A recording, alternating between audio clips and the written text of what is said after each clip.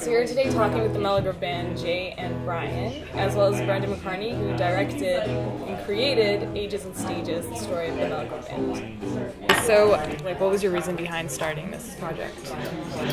I thought they were a really amazing band, and they had a story to tell, and I'm just glad they let me tell the story.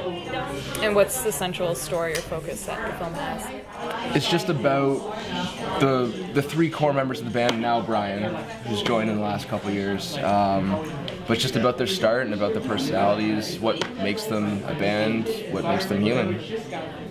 There was a quote from someone in the trailer saying that Meligrove Band seemed to be in the wrong place at the wrong time.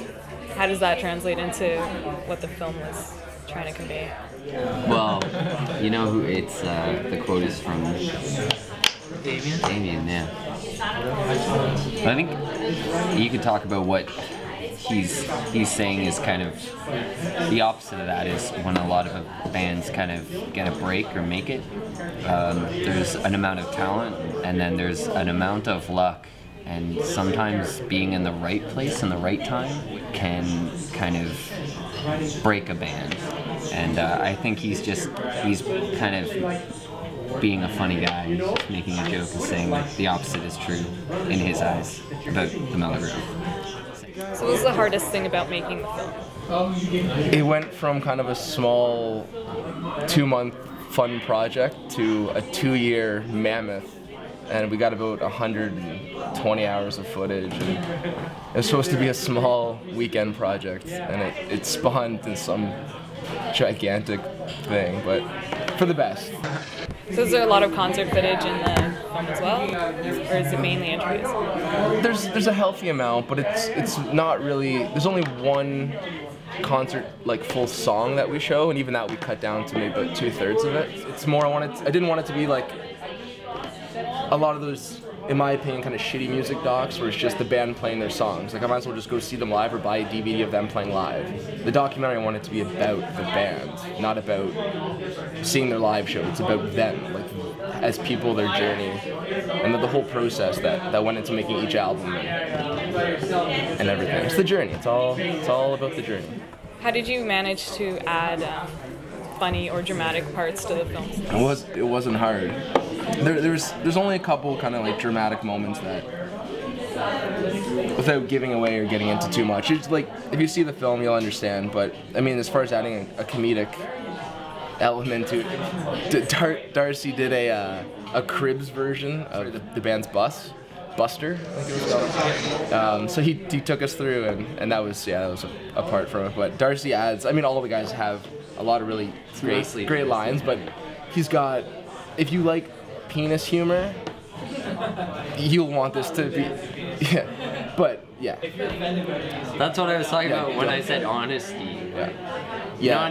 Not in that it's a representative of the band as a whole thematically. I'm just saying, no one's trying to say like it's gonna rewrite cinematic history or anything like that. Far from it. But yeah, if you don't like humor about genitals, don't watch it. So what happened in that moment where you sort of broke down? At that point, Brendan was asking me about, we finished a tour with Tokyo Police Club, and on the way home I found out that my sister died. So it was kind of like, we came home from that tour and we thought like it was an awesome experience, and we became a 3-piece for the first time, and we discovered that it was like we could do it, and we were feeling really confident and great about, like, you know, our opportunities that seemed to be coming out of everywhere, and it was just kind of like it just changed everything. So I don't know. I don't know how you found out about that, but that came up, and can't add that kind of emotion. Would you say that the film portrays you guys as exactly as you are? No, I don't think in an hour you can really take 4 people and portray them that specifically very like in depth. I think it's just a snapshot.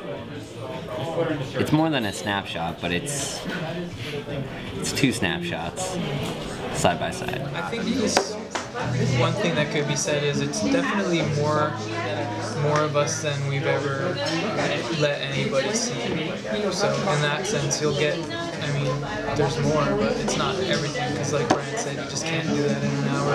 Yeah. You know, you can watch a documentary on anyone, and it can be made by the best filmmakers, but it's just not. Yeah, you only know what's in that 90-minute movie. Yeah, you know what someone wants to tell you. That's still what it comes down to. Yeah. So do you know when people will be able to see this, either on the internet? Hopefully it will be premiering at North by Northeast. There's a small chance might do just like a kind of a private premiere, not private, but not at like a big festival. And then, but anyway, hopefully try to get into festivals in the summer and fall.